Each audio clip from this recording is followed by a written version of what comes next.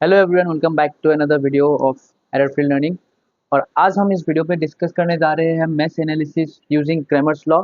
इसके पहले हमने जो वीडियो बनाया था मैथ एनालिसिस के ऊपर, वहाँ पर सब हमने नॉर्मल इक्वेशंस जो कि लीनियर इक्वेशंस होते हैं उनसे हमने मैसेज को सॉल्व किया था। मैसेज के अंदर जो करेंट्स है उनको हमने सॉल्व किया था और हर एक पैरामीटर को डिफाइन किया था हर एक मैसेज के या हर एक ब्रांच के अंदर।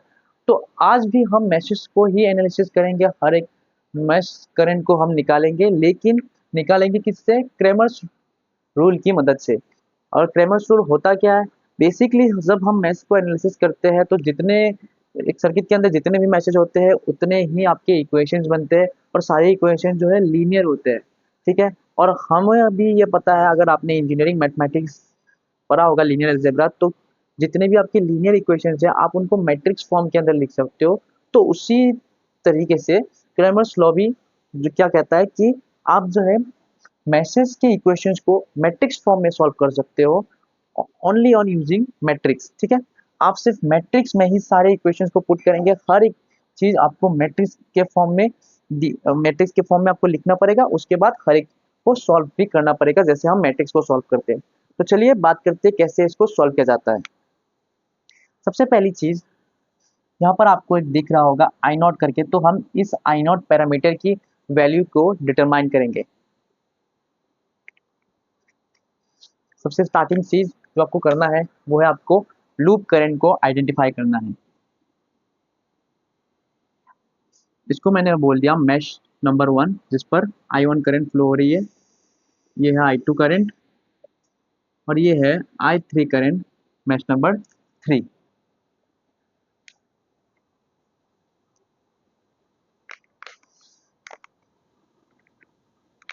उसके बाद आपको क्या करना है, आपको एक चीज फॉर्मूला याद रखना है, वो है impedance matrix multiplied current matrix equal to voltage matrix. अब सबसे पहली चीज, अगर आपको इम्पीडेंस के बारे में नहीं पता है तो आप इस चीज को स्किप कर दो। ठीक है, मतलब जानने की जरूरत नहीं है अगर आप नहीं पता है। लेकिन बस जानने का मन है तो मैं आपको बता दूं, इम्पीडेंस मैट्रिक्स एक प्रकार का रेजिस्टिव टाइप होता है इम्पीडेंस, जो आपको एसी के अंदर आपको स्टडी करने को मिलेगा। हम वहाँ पर इसको ब्रीफली एक्सप्लेन करेंगे, लेकिन ये अभी हमारा टॉपिक नहीं है, तो आप इसको बस रेजिस्टेंस हिसाब से भी मान के चल सकते हो। तो अब सबसे पहली चीज, यहाँ पर कितने मैसेज है? तो यहाँ पर 3 मैसेज। तो इसके लिए इक्वेशंस कितने बनेंगे? इक्वेशंस भी 3 बनेंगे। ठीक है। सबसे पहली चीज आपको देखना है सर्किट के अंदर मैश कितने हैं। हमारे सर्किट के अंदर मैश 3 है। उसके बाद उसके इक्वेशन कितने बनेंगे? 3 बनेंगे, क्योंकि 3 मैशेस है तो 3 इक्वेशंस बनेंगे। उसी दौरान अगर आपकी 3 इक्वेशंस बनेंगे, जो हम मैट्रिक्स बनाएंगे वो कितने ऑर्डर का होगा? क्योंकि क्या होता है कि जब मान लीजिए ए बी सी डी एक मैट्रिक्स है। ठीक है। इसके रो कितने हैं? इसके रो है, ये रो नंबर 1, ये रो नंबर 2। इसके कॉलम नंबर, ये कॉलम नंबर 1 और ये कॉलम नंबर 2। तो इसका मतलब ये एक स्क्वायर मैट्रिक्स है जिसको हम कहते हैं 2 by 2 मैट्रिक्स। यानी कि ये 2 क्या करता है? डिफाइन करता है नंबर ऑफ रोज को, और ये डिफाइन करता है नंबर ऑफ कॉलम को। ठीक है। और अगर हम किसी भी स्क्वायर मैट्रिक्स को लिखें तो यहाँ पर ऐसा ना लिखकर यहाँ पर एन भी लिखते हैं, क्योंकि दोनों सेम होती है, नंबर ऑफ रोज और नंबर ऑफ कॉलम सेम होती है। तो उसी तरीके से आपके जितने इक्वेशंस बनेंगे, ठीक है, जितने मैसेज हैं आपके उतने इक्वेशंस बनेंगे, और जितने आपके इक्वेशंस बनेंगे उतने ही ऑर्डर का आपका जो है मैट्रिक्स बनेगा, वो भी इम्पीडेंस मैट्रिक्स। यानी कि ये जो इम्पीडेंस मैट्रिक्स है इसका ऑर्डर होगा 3।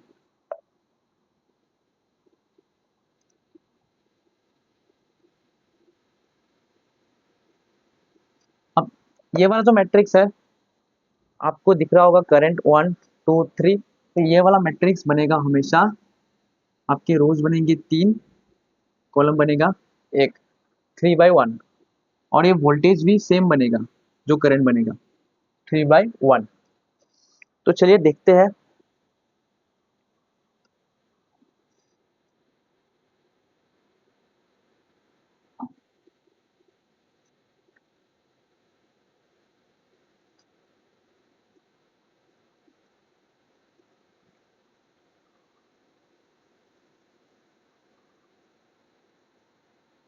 तो सबसे पहली चीज यहाँ पे लिखेंगे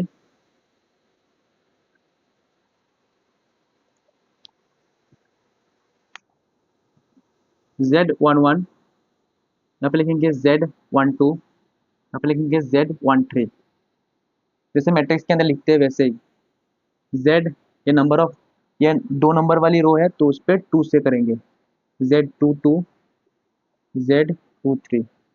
इसी तरीके से Z31, Z32, Z33। सबसे पहली चीज आपको देखनी है ये diagonal elements Z11, Z22, Z33, जो कि मैट्रिक्स का जो ये एलिमेंट्स है, ये पैरामीटर्स है, ये डायगोनल है, डायगोनल के अंदर है।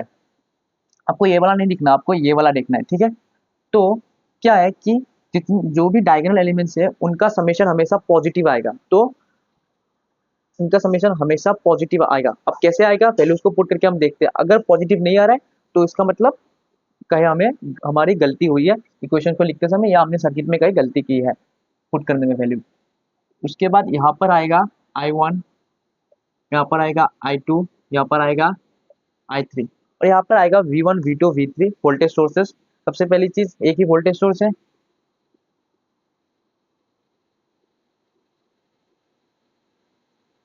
तो सिर्फ 60 ही होगा।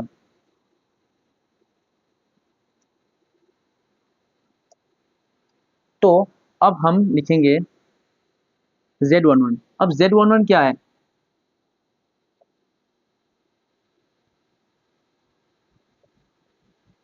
पहले करंट्स को लिख लेते हैं। ये आपकी करंट मैट्रिक्स, ये आपकी वोल्टेज मैट्रिक्स। तो अब Z11 क्या है कि Z11 होता है कि आपका जो मैश वन है, मैश वन में जितने भी सारे रेजिस्टेंस है उनका समेशन, उसको कहते हैं Z11। तो Z11 आपका समेशन 5 + 4 9 +15, 5 + 15 20, 20 + 5 25 +4 29। तो यानी कि मैश वन में जितने भी सारे रेजिस्टेंस है, ये किसके साथ शेयर हो रहा है ये मतलब नहीं है, ठीक है। बस जितने भी रेजिस्टेंस जो टच कर रहा है I1, यानी कि मैश वन में जितने भी सारे रेजिस्टेंस है सभी का समेशन 29। उसके बाद है कि Z12, यानी कि मैश वन के अंदर वो कौन सा रेजिस्टेंस है या कौन से रेजिस्टेंस है जो कि मैश टू के साथ भी शेयर हो रहा है, ठीक है। यहाँ पे 1 और 2 लिखा है, यानी कि मैश वन और मैश टू दोनों में क्या हो रही है कॉमन, वो है 4। और हमेशा इसको -4 लिखना। माइनस क्यों 4 लिखना, क्योंकि हमेशा आपके डायगोनल एलिमेंट की जो समेशन होती है वो पॉजिटिव होता है, और जो नॉन डायगोनल होते हैं वो एलिमेंट्स को हम माइनस करके रिप्रेजेंट करते हैं, ठीक है। तो जितने भी नॉन डायगोनल एलिमेंट्स है उनमें सभी का वैल्यू जो है माइनस है आएगा, सिर्फ डायगोनल एलिमेंट्स ही पॉजिटिव लिखे जाएंगे। उसके बाद Z12, यानी कि मैश वन और मैश टू में कॉमन क्या है 15, इसको बोलेंगे -15। Z21 क्या होगा, Z12 और Z21 की वैल्यू सेम होगी क्योंकि 2 और 1 में 4 ही कॉमन है। उसके बाद Z22, अब फिर से डायगोनल एलिमेंट, अब यानी कि मैश टू, यानी कि मैश टू के अंदर जितने भी सारे रेजिस्टेंस है सारे का summation 10 + 20 30 + 8 20 30 + 8 38 +4 42।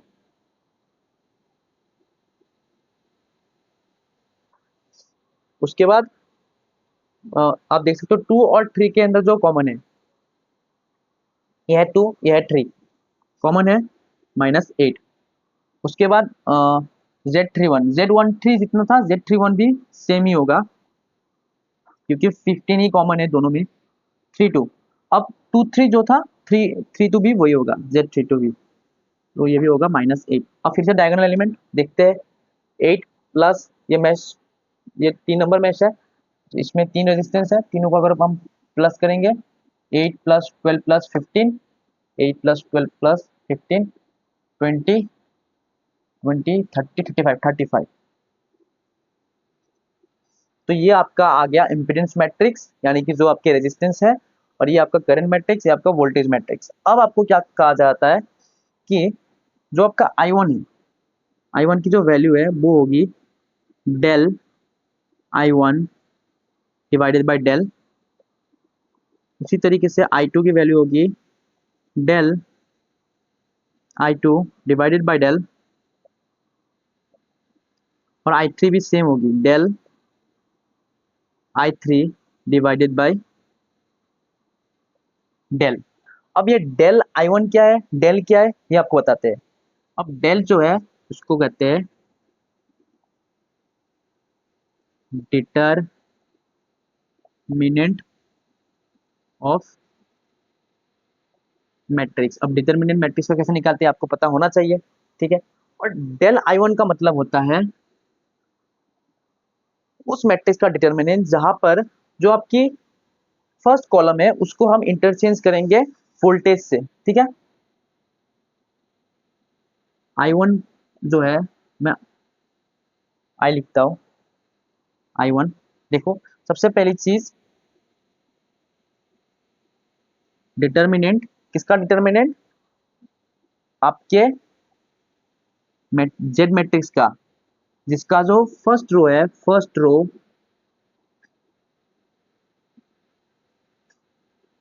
Will,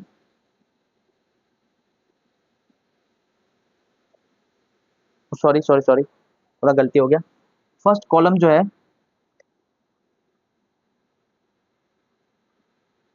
column, first column will interchange with voltage matrix, ठीक है।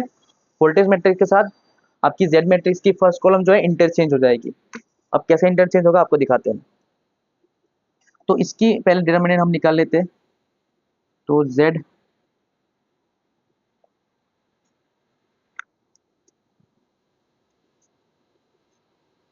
तो डिटरमिनेंट को हम ऐसे लिखते हैं जो कि आपकी डेल है इक्वल, तो डिटरमिनेंट क्या है कि 29 42 into 35 -8 into -8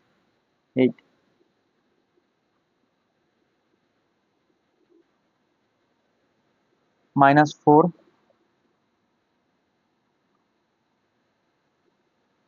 -4 into 35 -4 into 35, sorry, -4 into 35 -8 into -15।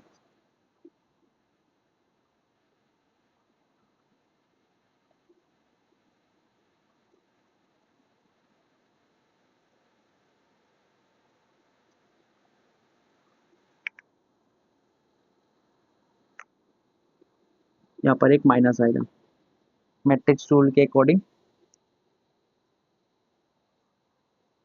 और उसी तरीके से प्लस, इस बार प्लस आएगा, ठीक है, यहाँ पर माइनस आया था, इस बार प्लस आएगा, प्लस आएगा -15 bracket -4 into -8 minus -4 into -8 -42 into -15।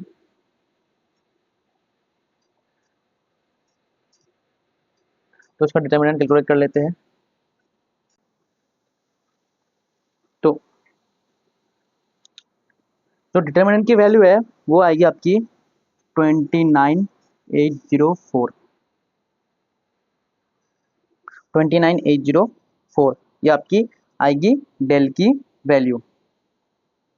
हमें मिल चुका है डेल की वैल्यू 29804 हमें मिल चुकी है।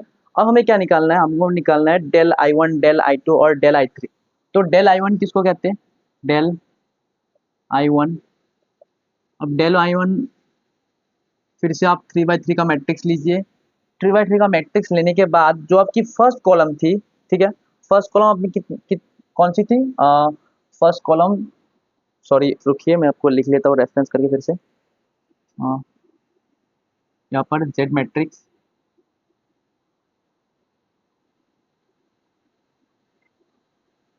29 -4 -15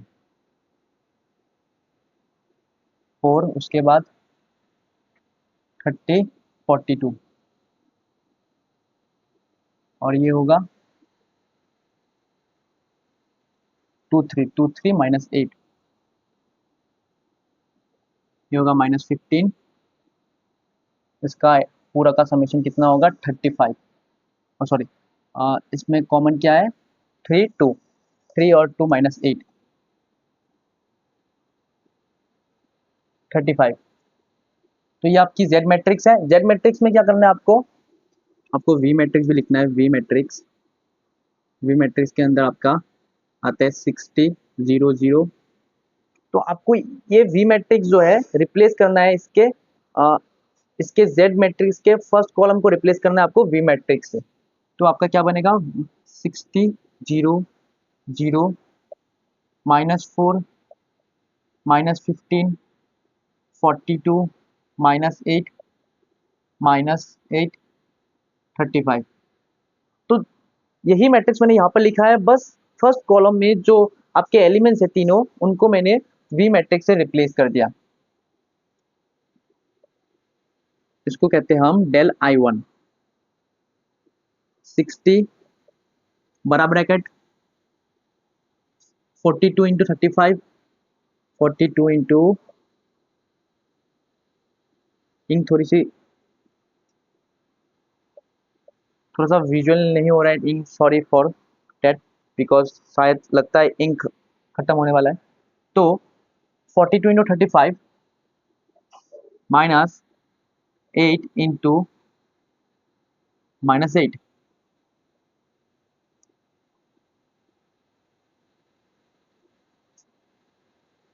-8 इंटू -8 उसके बाद -4 ब्रैकेट बड़ा ब्रैकेट 0 0 0 -0 उसके बाद प्लस -15 0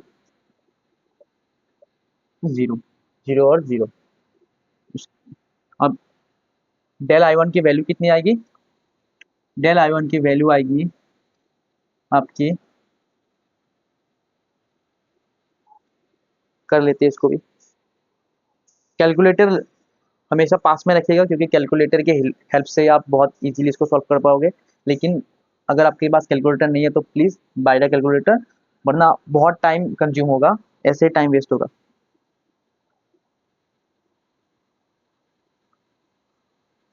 42 इंटू 35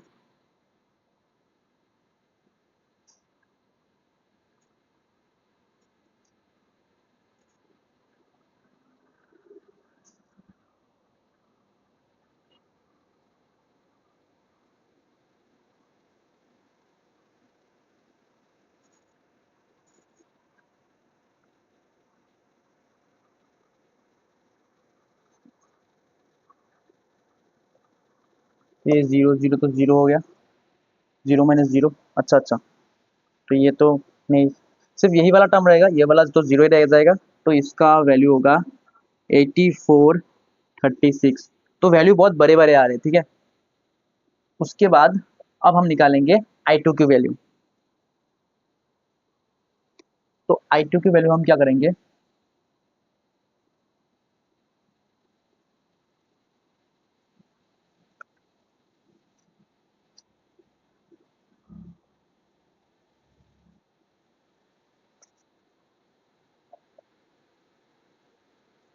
पहले वाले कॉलम को फिर से लिख लेंगे। अब हम I2 बोला गया है तो हम दूसरे कॉलम को V मैट्रिक्स से रिप्लेस करेंगे। ये 60 है गाइस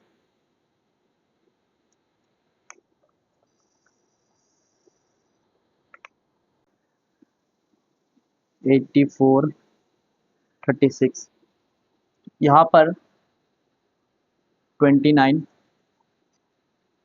मल्टीप्लाइड बाय 12 ब्रैकेट 0 0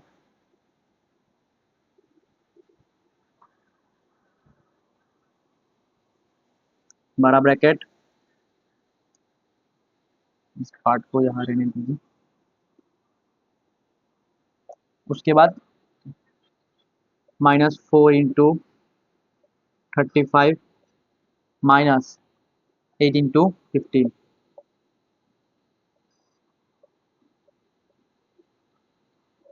अब ये वाला पार्ट भी 0 आएगा, -15 0 -0 यही आएगा। तो अब इस बार ये बीच का पार्ट रह गया, ठीक है।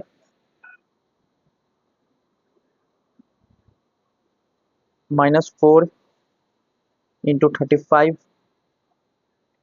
Bracket -8 into bracket -15।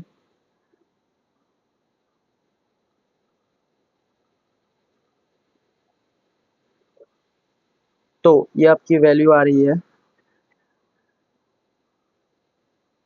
इसको मल्टीप्लाई करना है -60 से, तो ये आ रही है आपकी, ये वैल्यू बहुत छोटी है ना, 32।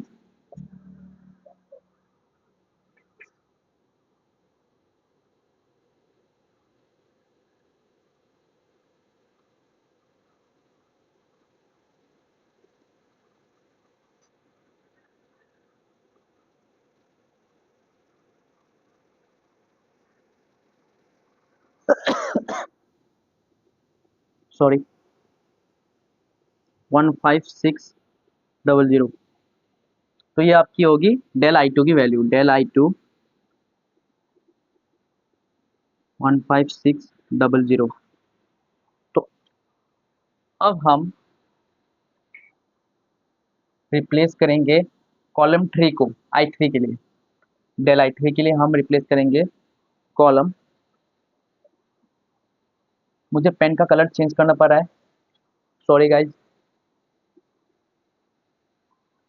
42, इसको एज इट इज लिखिए, लेकिन जो कॉलम 3 है उस पर आपको वी मैट्रिक्स पुट करना है, we matrix.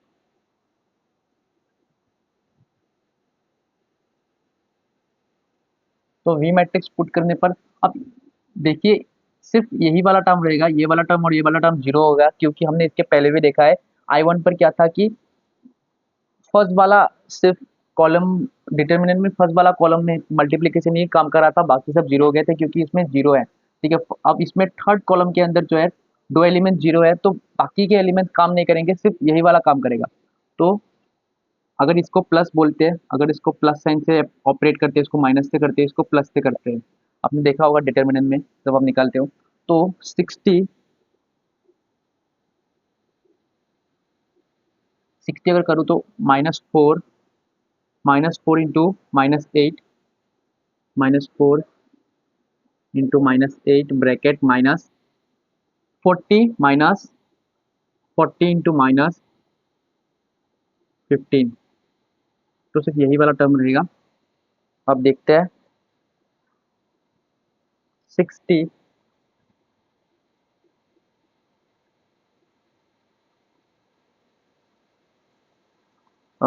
Bracket -4 into -8 bracket -42 into bracket -15।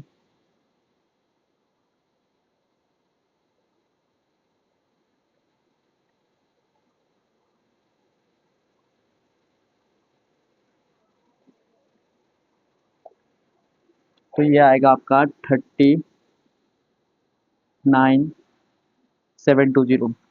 आपकी डेल आई थ्री की वैल्यू आएगी 39720। तो अब क्या करना है आपको, अब आपको I1 निकालना है। I1 आई थी आपकी del I1 divided by del. तो डेल I1 की वैल्यू कितनी है, 84360 डिवाइडेड बाय 2980। 4 84360 डिवाइडेड बाय 29804, ये आपका आएगा 2.83 एम्पियर, क्योंकि ये करंट है। उसी तरीके से I2 की value del I2 divided by del, उसी तरीके से I3 की value del I3 divided by del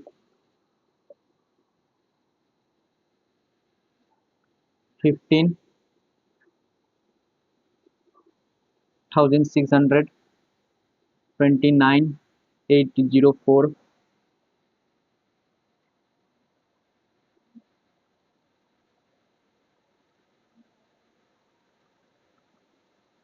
0.23 ampere unit हमेशा लिखिए।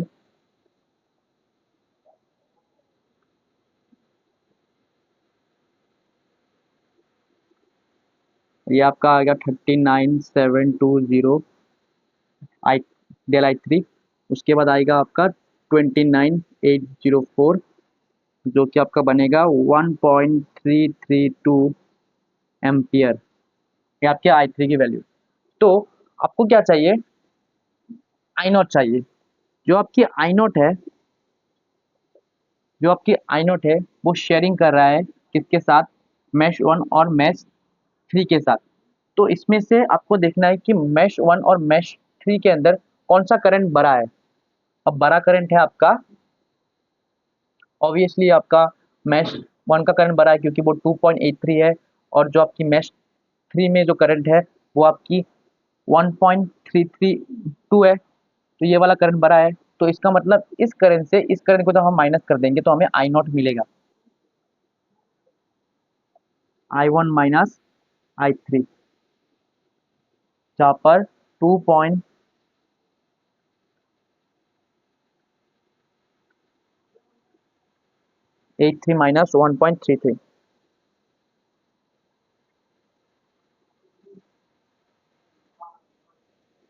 तो ये आएगा आपका 1.5 एम्पियर, जो आपका आएगा आई नॉट। तो क्रैमर्स रूल के हिसाब से मैंने जो है इसके अंदर जो पैरामीटर था प्रेजेंट आई नॉट, उसका वैल्यू मैंने कैलकुलेट कर लिया using Cramer's rule in mesh analysis. तो सब अब हम बात करेंगे कि इस रूल का बेनिफिट क्या है। सबसे पहली चीज, इस रूल का कोई बेनिफिट नहीं है। कई सारे यूनिवर्सिटीज में कई सारे टीचर्स जो है इसको फॉलो करते हैं, इसको कवर करते हैं अपने सिलेबस में। तो क्या करते हैं वो लोग, एंड सेमेस्टर्स में भले ही ना आए लेकिन मिड सेमेस्टर्स के अंदर एग्जाम के अंदर इससे क्वेश्चन जो है वो दे सकते हैं। तो उसके लिए आपको इसके बारे में भी जानना बहुत ही ज़्यादा इम्पोर्टेंट है। अगर आपके पास, अगर आपको इसके बारे में नहीं पता और एग्जाम में आ गया कि determine the mesh parameters using mesh analysis with the help of Cramer's rule, तो तब आपको आना चाहिए Cramer's rule कैसे निकालते हैं, Cramer's rule कैसे काम करते हैं, आपको आना चाहिए। क्योंकि ये आपकी एमसीक्यू बेस्ड क्वेश्चन नहीं है, ठीक है। आपको लिखना पड़ेगा, आपको स्टेप बाय स्टेप लिखना पड़ेगा। तब आपको मैंने जिस तरीके से प्रोसीजर फॉलो किया उसी प्रोसीजर से आपको लिखना है, ठीक है। ये चीज़ भी आपको साइड में नोट करके रखनी है क्योंकि बहुत इंपॉर्टेंट है ये 3 पॉइंट, ठीक है। और सॉरी क्योंकि वीडियो में बहुत गड़बड़ी हो रही थी आज। जैसे कि आप देख सकते हो इंक खत्म हो चुकी है, ब्लैक इंक, और ब्लू इंक भी उतना ज़्यादा विजिबल नहीं है। आई होप आपको दिख तो रहा होगा अच्छे से, बट इतनी भी थोड़ी सी विजिबिलिटी में प्रॉब्लम आ रही है, ठीक है। तो आई होप आपको क्रैमर्स रूल समझ में आ गया होगा। अगर कोई डाउट है तो प्लीज़ वीडियो के नीचे कमेंट बॉक्स पे कमेंट कीजिए, ठीक है। तो हम मिलेंगे अपने अगले वीडियो में, तब तक के लिए guys till then take care, tata bye bye.